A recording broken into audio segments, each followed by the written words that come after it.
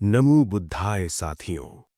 बहुत समय पहले जब भारत की धरती पर सत्य की खोज करने वाले अनगिनत साधक थे, जब गंगा के किनारे बसे नगर ज्ञान और तपस्या के केंद्र थे, उसी समय एक राजकुमार जिसने वैभव, सुख और सत्ता को त्याग दिया था, जंगलों में भटक रहा था। वो राजकुमार था सिद्धार्थ।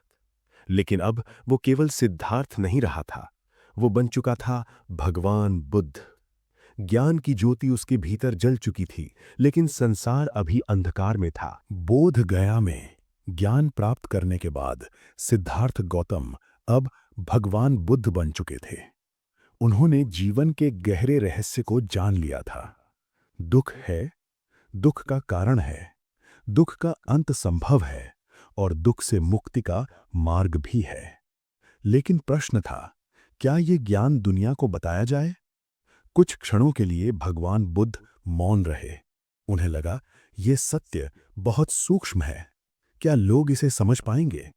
तभी ब्रह्मा सहमपति ने उनसे निवेदन किया, हे बुद्ध, कुछ ऐसे लोग भी हैं जिनकी आंखों पर धूल कम है, उन्हें ये मार्ग दिखाइए।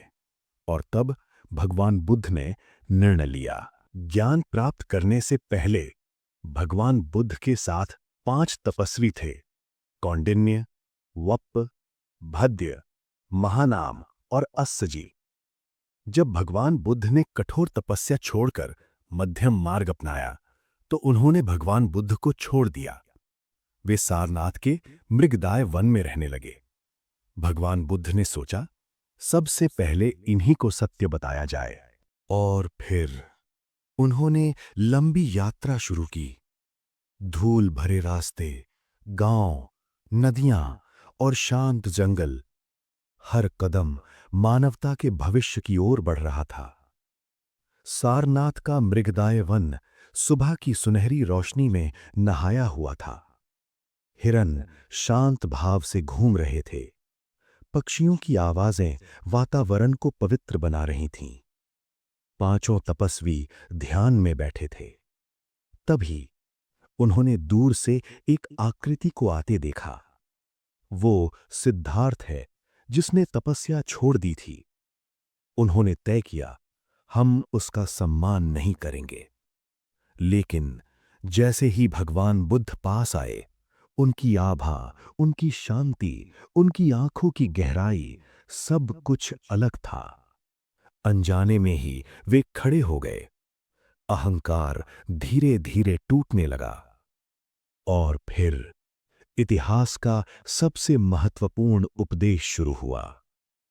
भगवान बुद्ध बोले, हे भिक्षुओं, 2 अतियों से बचना चाहिए: भोग में डूब जाना और कठोर आत्मपीड़ा।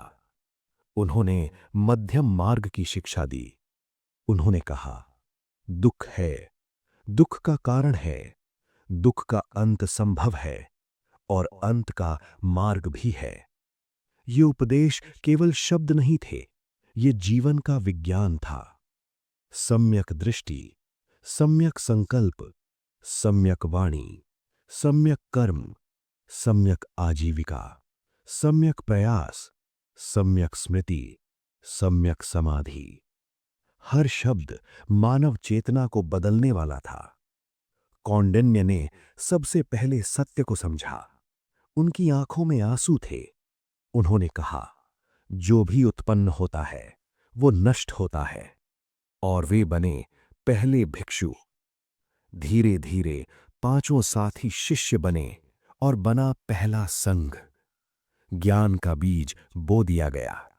सारनाथ केवल जंगल नहीं रहा, ये ज्ञान का केंद्र बन गया। लोग दूर दूर से आने लगे, राजा, साधु, गृहस्थ, सब। आज भी सारनाथ हमें सिखाता है संतुलन, करुणा, जागरूकता और आत्मबोध। धर्मचक्र आज भी घूम रहा है, हर उस व्यक्ति के भीतर जो सत्य की खोज करता है। और आज भी जब कोई अहंकार छोड़कर सत्य को अपनाता है, जब कोई करुणा को अपने जीवन का मार्ग बनाता है, तब सारनाथ फिर जीवित हो उठता है, धर्मचक्र फिर घूमता है। और भगवान बुद्ध मौन मुस्कान के साथ हमारे भीतर जाग जाते हैं। अगर आपको ये वीडियो पसंद आया हो तो चैनल को सब्सक्राइब करें, वीडियो को लाइक और कमेंट पे लिखें नमो बुद्धाय। धन्यवाद।